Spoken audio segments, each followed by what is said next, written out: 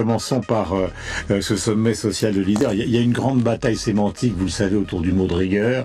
Est-ce qu'on doit, est-ce qu'on ne doit pas l'employer? Des gens l'emploient, comme Jean-François Copé, des gens ne l'écartent pas, comme Pierre Lellouche, qui fait quand même partie de votre équipe. Est-ce qu'il faut mettre les pieds dans le plat ou est-ce qu'il faut tourner autour de ça et avoir peur d'un mot? Je crois qu'il faut mettre les pieds dans le plat, mais pas autour d'un mot. Il faut mettre les pieds dans le plat pour dire que, quel que soit celui qu'on décide d'employer, la France n'a pas le choix que de se dire que la reprise de ses comptes publics est une nécessité. On met le mot que l'on veut là-dessus. Ça veut dire quoi? Ça veut dire que nous avons... depuis maintenant 2 ans, suite à la crise, des comptes publics, et ce n'est pas qu'en France, qui ont absolument explosé. Si on ne reprend pas en main tout cela, c'est pas tellement une question ni de rigueur, ni de normes européennes, c'est simplement qu'on constituera une dette qui fera des dégâts considérables pour des générations entières. J'ai toujours dit, et toujours pensé, et en tant que parlementaire, j'ai rendu plusieurs rapports à ce sujet, que c'était la priorité des priorités.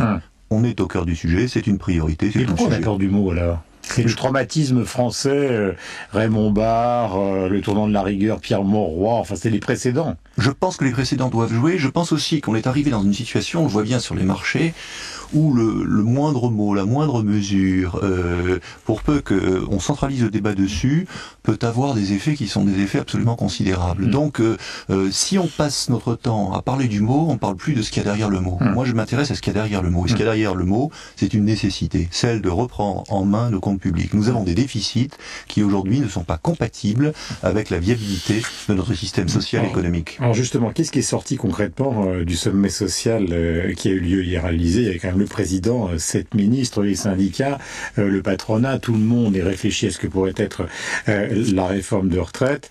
Bon, la mesure essentielle qui n'est pas encore définie, c'est effectivement la taxation des hauts revenus. Ça va regrouper exactement quoi, par exemple? Les pistes sont lesquelles? Je réponds à votre première question. Hier, qu'est-ce qui s'est passé? Nous avons eu une phase de négociation entre le gouvernement, le président et les syndicats. C'est une phase qui, sur tous les chantiers, est devenue incontournable et indispensable, et c'est très bien ainsi. Moi, je le vois sur les retraites avec Éric Woerth. Nous avons peut-être une quarantaine d'entretiens sur 2 mois avec les syndicats pour bien cadrer les choses avec eux. L'important, c'est qu'aujourd'hui, on avance dans la discussion et la concertation.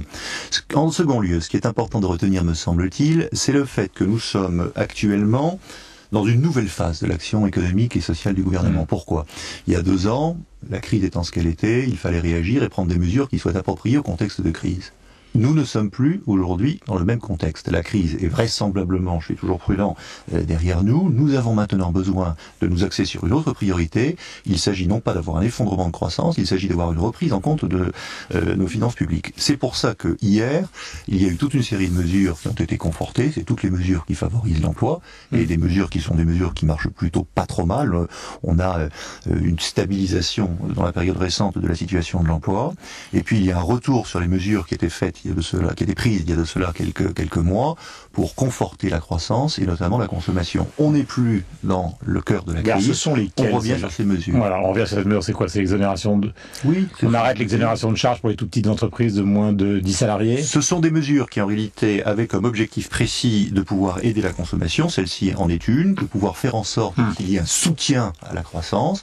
On est aujourd'hui dans une période où on voit que ça a marché. La France, aujourd'hui, est l'un des pays d'Europe, le pays d'Europe d'ailleurs, où la croissance est la meilleure.